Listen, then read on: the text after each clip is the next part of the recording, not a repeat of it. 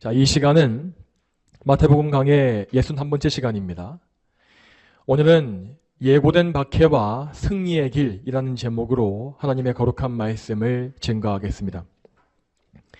예수님께서는 12사도들을 세상으로 파송하시면서 그들에게 여러 행동 지침들을 말씀해 주신 바 있습니다. 그 행동 지침들은 지난 2주간 살펴보았던 마태복음 5장부터 15절 말씀에 잘 나와 있었습니다. 우리는 그 앞에서 보았던 구절들을 통하여서 우리가 복음 전파의 삶을 살 때에 따라야 할 원리가 무엇인지를 바르게 알 수 있었습니다. 예수님께서 알려주신 복음 전파의 원리는 그 중심과 주권이 항상 모두 하나님께 있습니다. 하나님은 창세 전부터 구원하실 백성을 미리 정해놓으셨고 그들을 구원하시기 위하여 중보자이신 예수 그리스도를 보내주셨습니다. 그리고 그 그리스도께서는 그분의 증인들을 불러 세우셔서 그 증인들이 이 세상에 나아가서 그리스도를 증거하게끔 명령하신 것입니다. 자, 우리 성도들은 이렇게 명확한 원리를 기초로 해서 복음 전파의 삶을 살기 때문에 그 복음 전파에서 열매가 맺힐 것을 항상 기대할 수가 있습니다. 이 세상에는 분명히 하나님께서 택하신 백성이 있고 그 택함받은 백성은 확실히 복음에 반응하여서 구원을 받을 것이기 때문입니다. 설령 택함받은 자들이 지금 당장은 복음을 듣지 않는다 할지라도 그것은 그들에게 아직 하나님이 정하신 구원의 때가 이르지 않았기 때문입니다. 그러므로 우리는 죄인을 구원하시는 하나님의 뜻, 그 주권을 기대하면서 우리 삶의 영역 안에서 복음을 전파하는 삶을 살아야 하겠습니다. 이 복음 전파에 대한 좀 더 구체적인 내용은 오늘 오후 예배 시간에 좀 더 보도록 하겠습니다. 자, 계속 이어서 마태복음 10장 10절 이하의 말씀으로 넘어가 보겠습니다. 자, 우리가 앞으로 보게 될 16절부터 25절까지의 말씀을 보시게 되면 사도들이 앞으로 받게 될 온갖 박해에 대한 경고의 말씀이 자세히 기록되어 있습니다. 사도들이 전파할 소식은 분명히 이 죄인들에게는 유일한 소망이요 복된 소식입니다. 그럼에도 불구하고 죄에 빠진 이 세상과 죄인들은 그리스도를 알지 못하기 때문에 그리스도의 증인들을 미워하고 박해하는 것입니다. 예수님께서는 이러한 이 세상의 현실을 명확히 아셨으므로 이 세상에 대해서 올바른 관점이 무엇인지를 먼저 알려주신 것입니다. 그러므로 오늘부터 몇 주간에 걸쳐서 우리는 성자 예수님께서 하나님께서 보시는 이 세상이 어떤 곳인지를 예수님의 거룩한 말씀을 통해서 배울 수 있을 것입니다. 자, 이 모든 말씀은 다 하나님의 말씀이므로 한치의 오차 없이 정확하며 이 세상의 현실이 어떠한지를 사실대로 다 보여줍니다. 또한 이 말씀은 지금으로부터 2000년 전에 기록된 것이지만 현재 이 세상에 대해서도 그대로 적용할 수 있는 말씀입니다. 자, 왜냐하면 이 세상은 예나 지금이나 죄로 오염되어 있고 하나님을 한결같이 미워하고 있기 때문입니다. 물론 겉으로 보이는 이 세상의 외적 모습은 아담의 때부터 지금까지 완전히 뒤바뀌었습니다. 그러나 이 세상에 가득한 죄악과 마귀의 통치와 그리고 죄인들이 가지고 있는 이 죄성과 정욕은 아담의 때에서부터 지금까지 전혀 변한 것이 없음을 알아야겠습니다.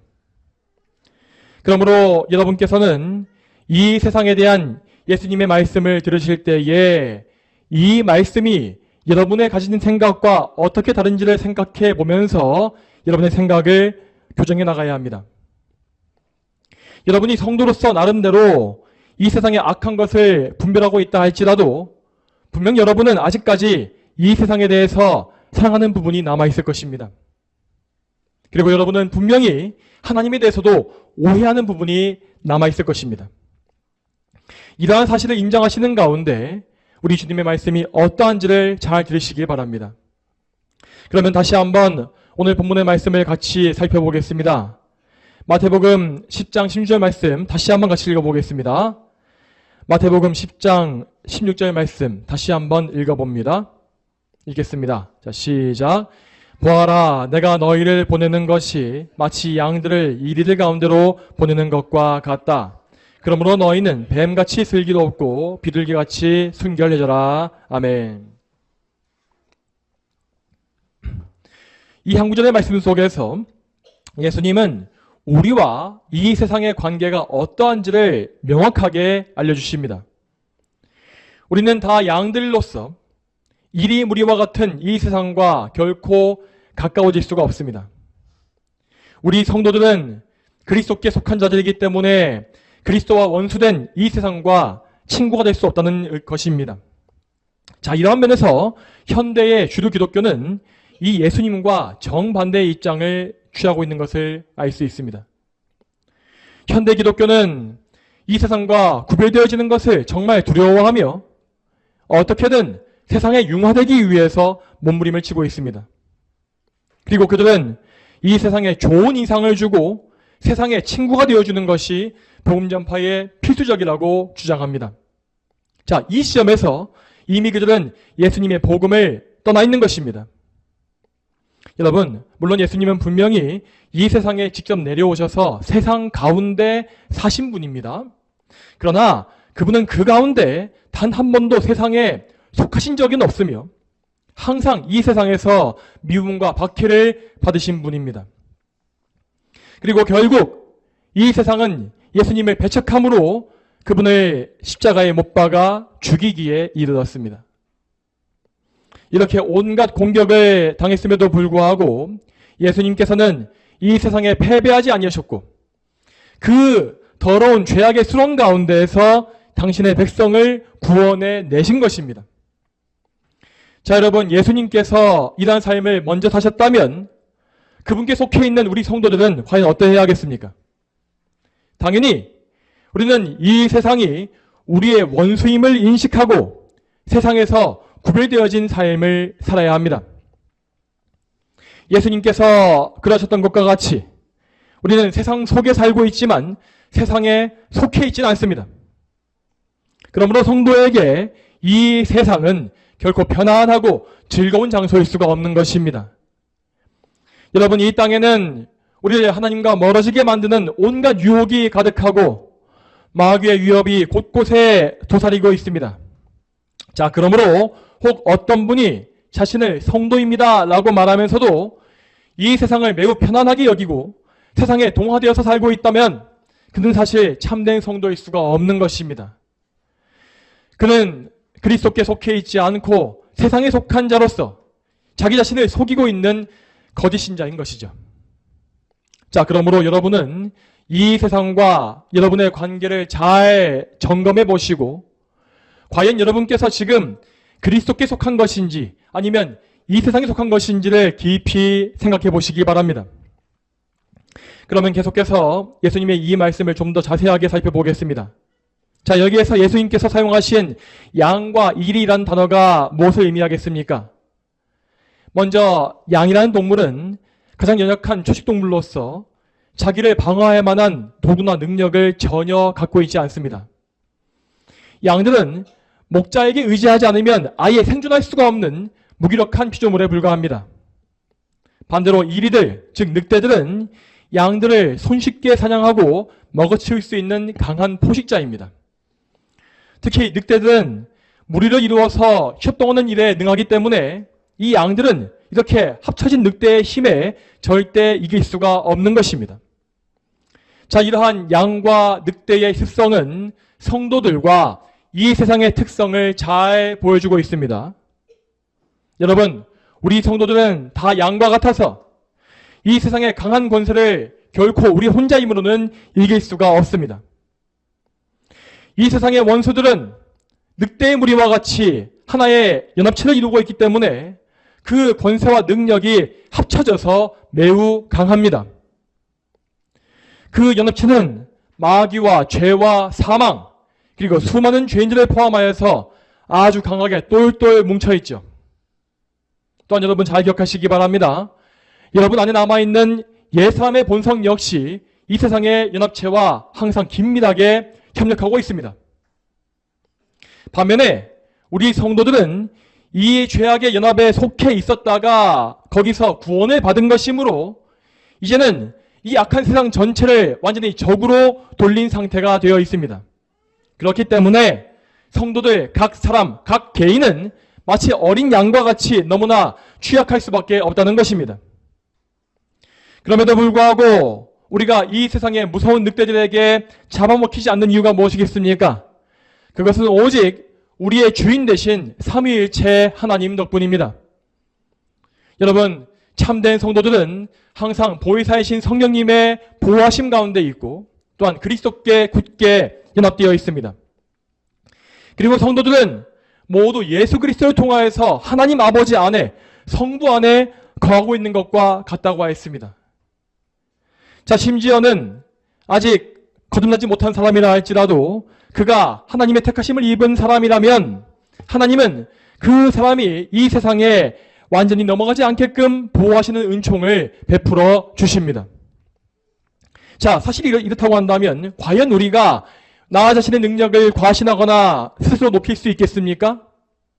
절대 그렇지 않습니다. 혹 지금 여러분은 생각하시기를 나는 자신을 과신하지도 않고 있고 스스로 높이지도 않고 있습니다 라고 할지 모르겠습니다. 그러나 여러분께서 하나님께만 여러분의 마음을 온전히 집중하지 않고 있거나 특히 지금 기도를 게을리하고 계신다면 여러분은 지금 하나님께 전혀 의지하지 않고 있는 상태인 것입니다. 기도를 하지 않는다라고 하는 것은 결국 여러분의 마음이 하나님에게서부터 떠나 있다는 증거이기 때문입니다. 여러분, 이와 같이 기도를 강조하는 권면을 결코 흘려듣지 마시기 바랍니다. 영적으로 힘이 없어서 도저히 기도가 안 되는 때에도 기도하지 못하는 것은 절대 그냥 넘어갈 수 있는 문제가 아닙니다. 기도를 포기하시게 되면 여러분, 이 세상의 늑대떼에게 절대 이길 수가 없습니다. 여러분, 한번 상상해 보시기 바랍니다. 여러분이 지금 정말 어린 양이 되었고 그래서 들판에서 늑대떼를 만났다면 그래도 목자를 부르지 않고 그냥 포기해버리겠습니까? 저 늑대가 필시 나를 잡아먹겠지만 나는 목자에게 의지할 마음이 지금 없고 울음소리도 나오지 않기 때문에 어쩔 수가 없구나 라고 하시겠습니까? 여러분, 기도라고 하는 것은 여러분의 생명이 달려있는 가장 중대한 문제입니다. 기도에 성공하느냐 실패하느냐의 문제는 적들에게 승리하느냐 잡아먹히느냐의 문제와 같습니다. 그러므로 기도가 안 된다면 그것은 정말 여러분의 목숨을 거시고 하나님께 매달려야 할 문제인 것입니다. 그럼에도 불구하고 아직 여러분께 기도할 마음이 생기지 않으신다면 여러분은 지금 여전히 구원의 문제에 대해서 영적인 자각이 생기지 않은 상태인 것입니다. 여전히 나의 상태를 그렇게 심각하게 느끼지 않고 있거나 혹은 하나님만 섬기기 위해서 내가 버려야 할 것이 너무나 많기 때문에 내가 그 우상을 포기해버리고 하나님께만 의지하는 것이 무섭고 고침받는 것이 무서워서 그래서 그런 것이죠. 그러므로 사랑하는 여러분, 부디 이 기도의 문제를 놓고 하나님께 매달리시기 바랍니다. 여러분의 평생의 신앙생활 가운데에서 무장을 풀어버리고 안일하게 쉴 수 있는 때는 전혀 없습니다. 우리는 지금도 우리에게 남아있는 죄성을 경계하면서 항상 영적으로 나태해지지 않기 위해 기도로 깨어있는 사람들이 다 되어야 하겠습니다. 계속해서 16절의 두 번째 문장을 같이 보겠습니다. 이 부분 제가 읽겠습니다. 자, 그러므로 너희는 뱀같이 슬기롭고 비둘기같이 순결해져라 하였습니다. 자, 앞에서 보았던 바와 같이 사도들은 정말로 위험한 세상에 나아가는 것이었고 그래서 철저한 준비태세가 반드시 필요했습니다. 이 준비태세에 대해서 예수님은 여기에서 두 가지 요소를 말씀하십니다.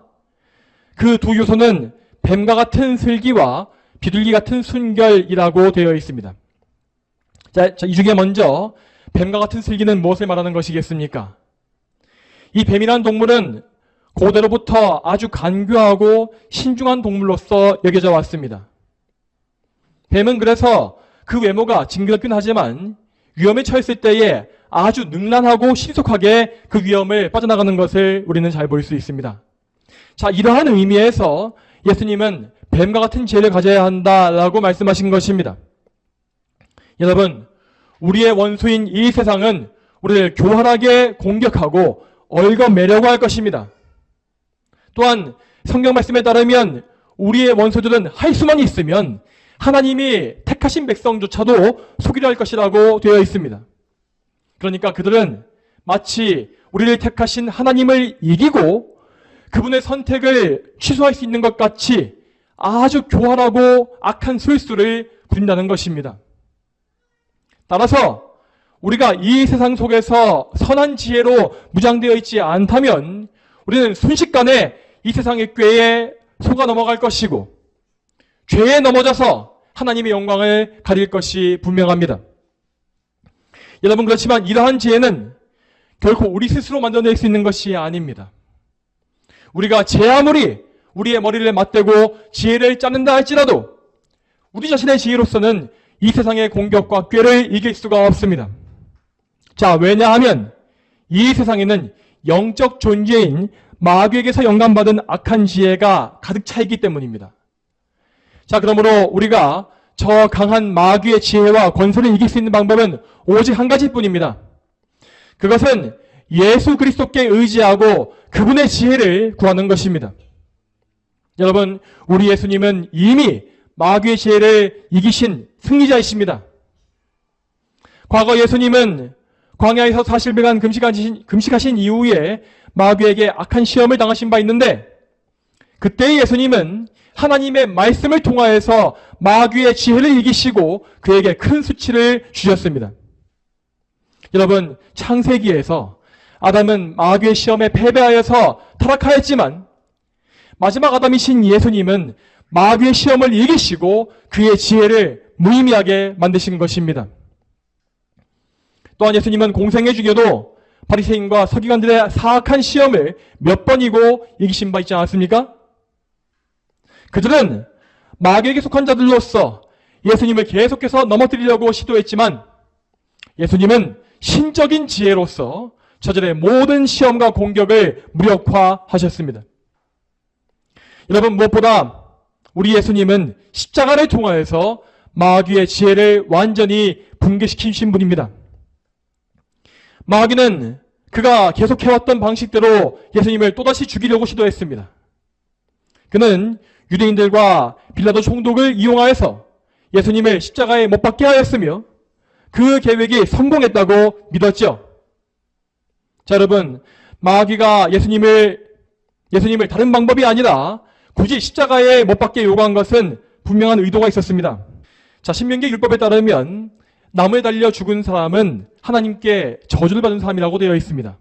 자, 그래서 이 율법에 따라서 마귀는 예수님을 나무로 만들어진 십자가에 달아 죽이게끔 선동함으로써 예수님을 하나님의 저주를 받아 죽은 죄인으로 보이게 만든 것입니다. 즉, 마귀는 이번에도 하나님의 말씀을 이용하여서 예수님을 교묘하게 시험하고 공격한 것이죠. 그러나 우리 하나님은 모든 일을 예정하시고 주관하시는 분으로서 십자가 사건에서도 모든 것을 다 계획하시고 시행하신 분입니다. 예수님께서 십자가에 달려 죽으시는 것은 누가 볼지라도 그분의 패배와 같이 보였을 것입니다. 그러나 예수님은 하나님의 계획 가운데 오히려 그 저주받은 죽음을 당하심으로써 모든 택하신 백성을 구원해 주신 것입니다. 예수님은 나무에 달려 죽으실 때에 실제로 하나님의 저주를 받으셨습니다. 예수님께서 이처럼 저주받으신 것은 곧 우리의 죄를 대신 담당하셨기 때문이죠. 그분은 우리 죄에 대한 모든 대가를 담당하셨고 그래서 하나님께 저주와 형벌을 받으셨습니다. 그렇기 때문에 우리는 예수님의 십자가를 볼 때마다 참으로 우리의 죄가 모두 용서되었고 하나님의 저주와 진노가 떠나갔음을 확신할 수가 있는 것입니다. 자, 여러분 잘 보십시오. 이 세상과 마귀는 하나님을 이기기 위하여서 온갖 지혜와 술수를 부렸지만 결코 하나님을 이기지는 못하였습니다. 하나님의 무한한 지혜로 인하여서 마귀는 그저 하나님을 섬기는 작은 시종의 역할을 할 수밖에 없었던 것입니다. 자, 그러므로 우리는 모든 일을 할 때에 그것에 필요한 지혜를 하나님께 간절히 구해야 하겠습니다. 이 세상을 이길 지혜는 오직 하나님께로부터만 나오는 것이기 때문입니다. 자, 그리고 여기에서 우리는 또다시 열심으로 기도해야 할 이유를 알게 됩니다. 만일 우리가 기도로서 하나님께 의지하지 않으면 우리는 결코 참된 지혜를 얻지 못할 것이고 결국 이 세상에 패할 수밖에 없습니다. 우리는 하나님께 영광을 돌리기 위하여서 반드시 그분의 지혜를 구해야 하겠고 또 그 지혜로서 세상을 대적하고 승리해야 합니다. 자, 그러면 다음으로 계속 이어서 비둘기와 같은 순결함이 무엇인지도 살펴보겠습니다. 자, 우리는 항상 뱀과 같은 지혜를 하나님께 구해야 한다고 하였습니다. 그러나 동시에 우리는 그 지혜를 선하게 사용할 수가 있는 정직함과 온전함을 구해야 합니다. 이것이 바로 비둘기와 같은 순결입니다. 자, 성경에서 비둘기를 순결한 동물로 묘사하고 있는 이유는 먼저 구약의 율법과 관련되어 있습니다.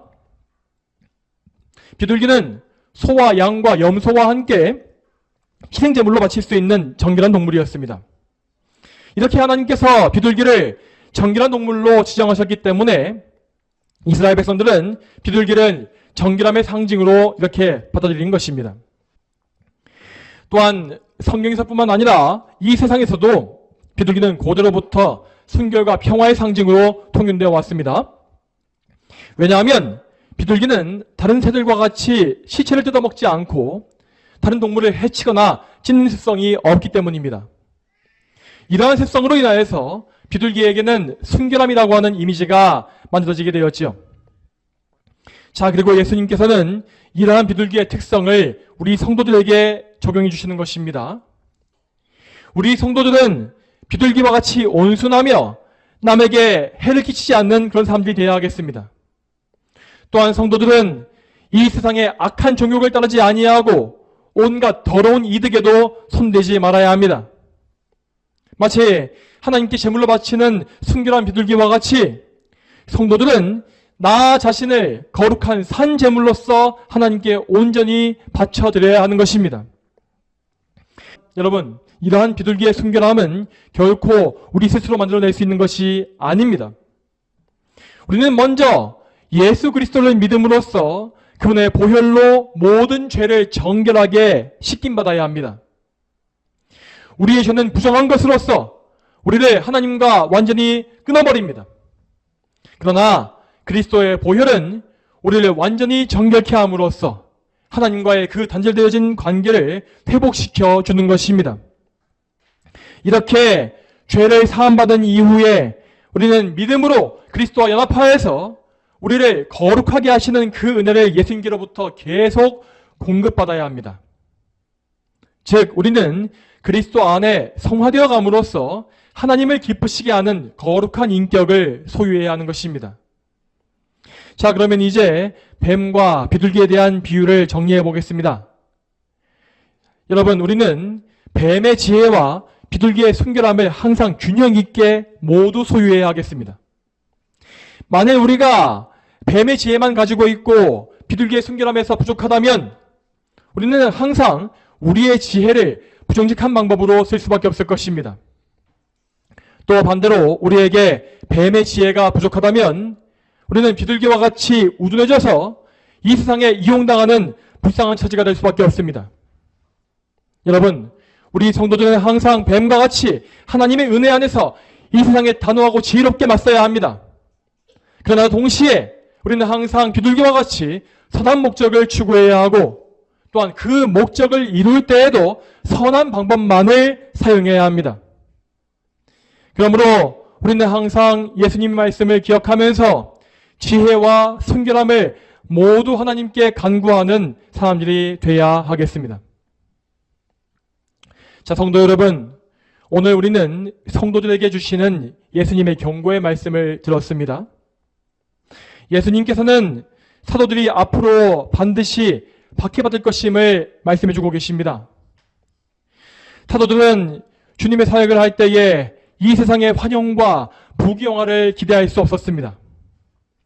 앞서 말한 바와 같이 사도들은 주님께 부르심받았고 이 세상으로부터 구별되어진 거룩한 백성이 되었습니다.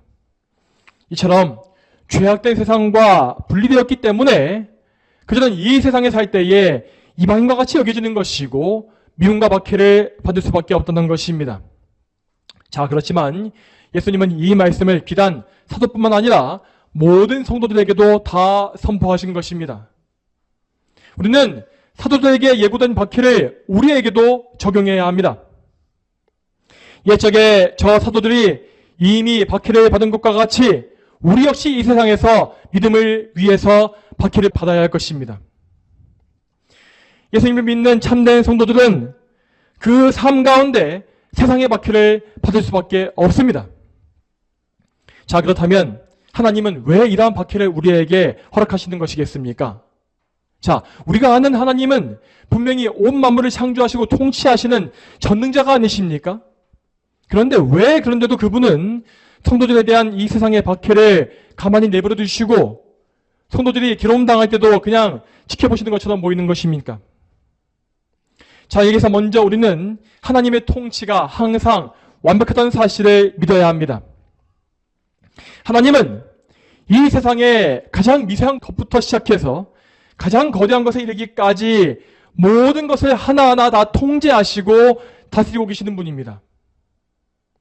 우리는 때때로 너무 심각한 어려움이 찾아올 때에 과연 하나님께서 지금도 우리와 함께 하시는가 라는 의심을 품지 않습니까? 하지만 우리에게 닥쳐오는 모든 일들은 다 하나님의 계획 가운데 예정되어진 것이었고 또한 그것은 반드시 우리 교회와 성도들에게 가장 선한 결과를 만들어낼 것입니다. 우리의 눈에 당장 보이는 것이 없다 할지라도 하나님은 항상 선하시며 항상 올바르시며 항상 전능하신 분입니다.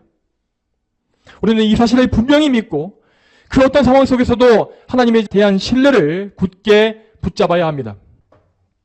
자, 이렇게 하나님의 주권과 통치를 신뢰하는 가운데에서 우리는 우리에게 박해가 임하는 허락되는 이유를 정확히 알고 있어야 합니다. 자, 그 이유는 총 4가지의 목적으로 정리해 볼 수 있겠습니다. 첫 번째 이유로 하나님은 이 교회를 순결하게 만드시기 위해서 박해를 허락하십니다.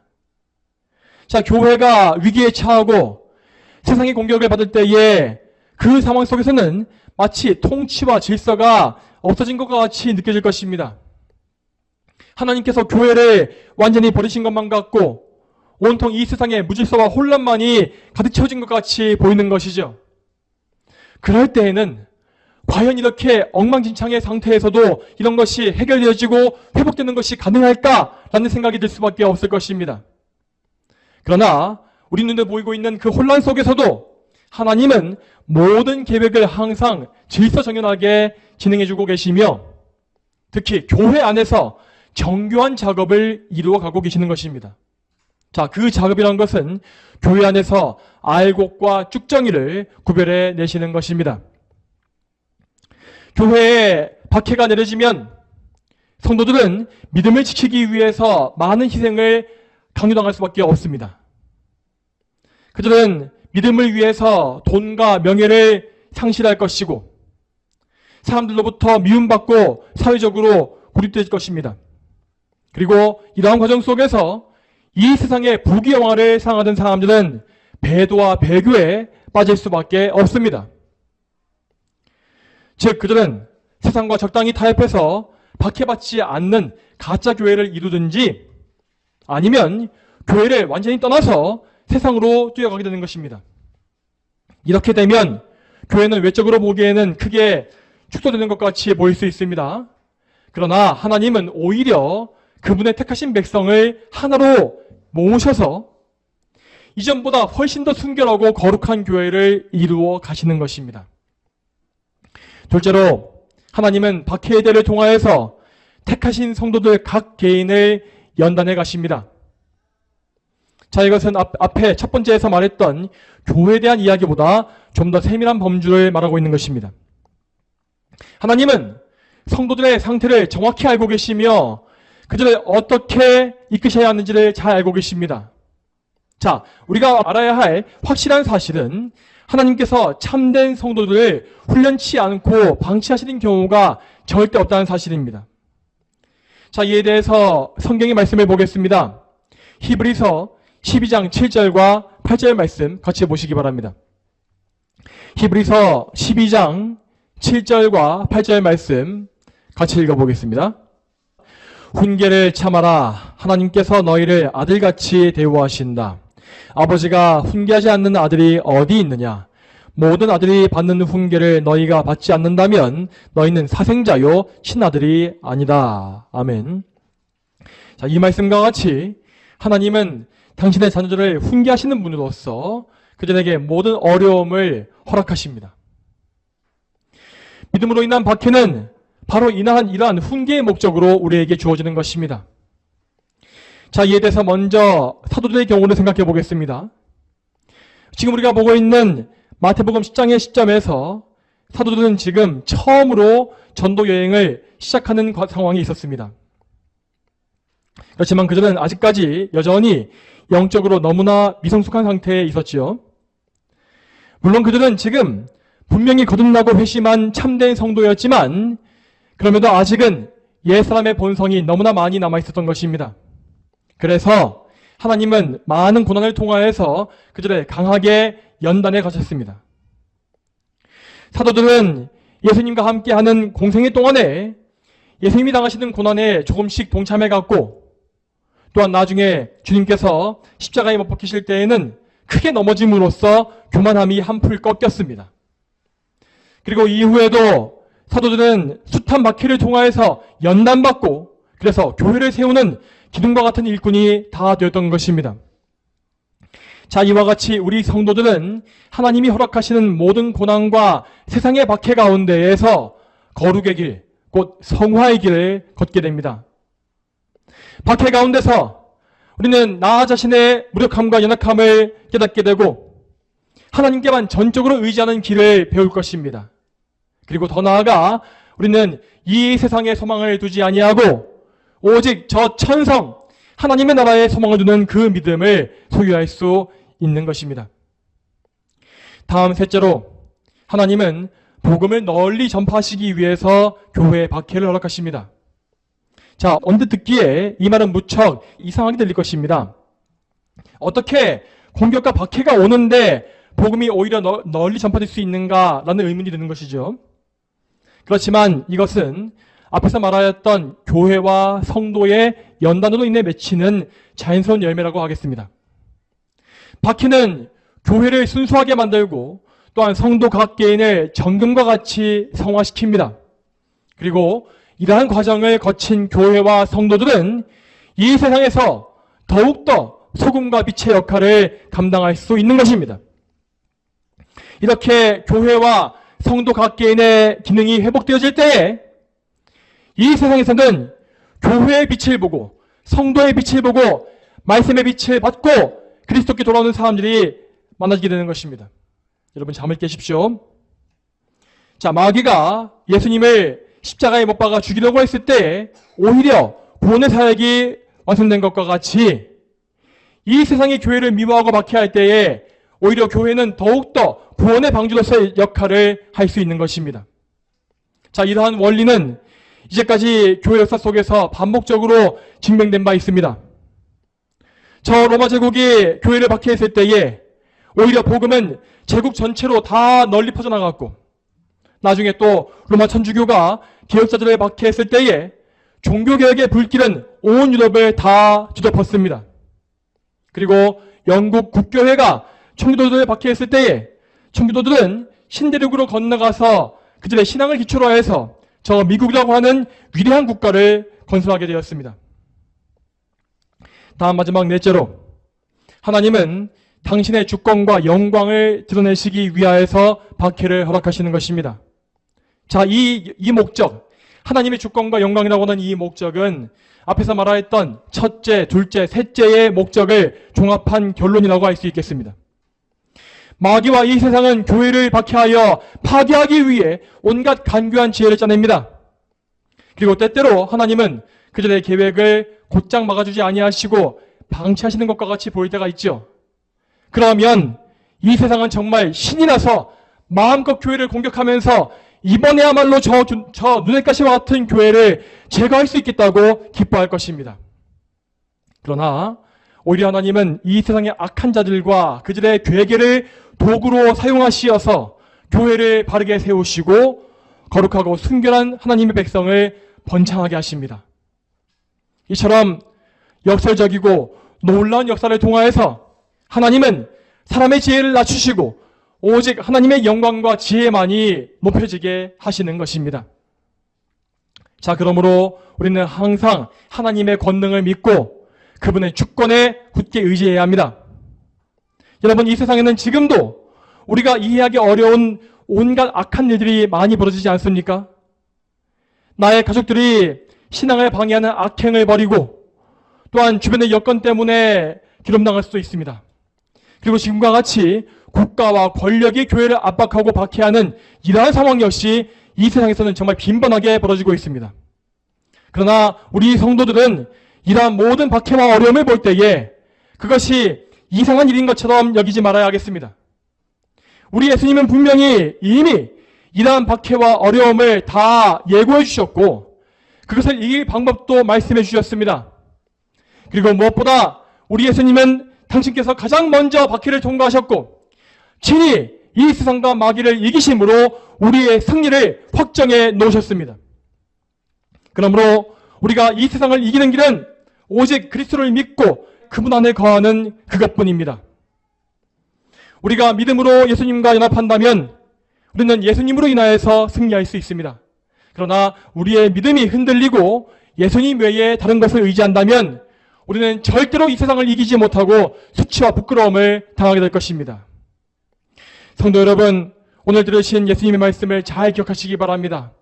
항상 하나님께 의지하심으로 지혜와 순결함을 얻으시고 또한 박해를 허락하시는 하나님의 뜻을 기억하시면서 오직 하나님의 영광을 위하여 담대하게 믿음의 전투를 싸워나가십시오. 저와 여러분 모두가 오늘 이 말씀과 같이 그리스도 안에서 세상을 이기고 최후의 승리를 얻게 되기를 주님의 이름으로 축복합니다. 다 함께 기도하겠습니다. 하나님 아버지, 오늘도 마태복음의 말씀을 통하여서 우리가 이 세상 가운데에서 박해받을 것과 그 박해를 이길 능력과 그 길이 어디에 있는지를 우리가 보게 하심에 참으로 감사드립니다. 우리가 박해를 이길 길은 오직 우리의 주인 되신 삼위일체 하나님께만 있으며 또한 우리가 이미 승리하신 예수님을 믿고 의지할 때에 승리할 수 있음을 저희는 확신합니다. 하나님, 그러므로 저희가 이 세상 가운데에서 어떤 어려움을 당할지라도 그 어려움이 다 하나님의 뜻 가운데에서 우리에게 주어진 것을 믿으며 오히려 우리가 그 모든 어려움을 선용하여서 하나님께 어떻게 하면 영광 돌릴 수 있을까를 고민하며 기도하는 그런 삶을 살 수 있도록 인도해 주시옵소서. 감사드리옵고 거룩하신 예수님의 이름으로 기도 올립니다. 아멘.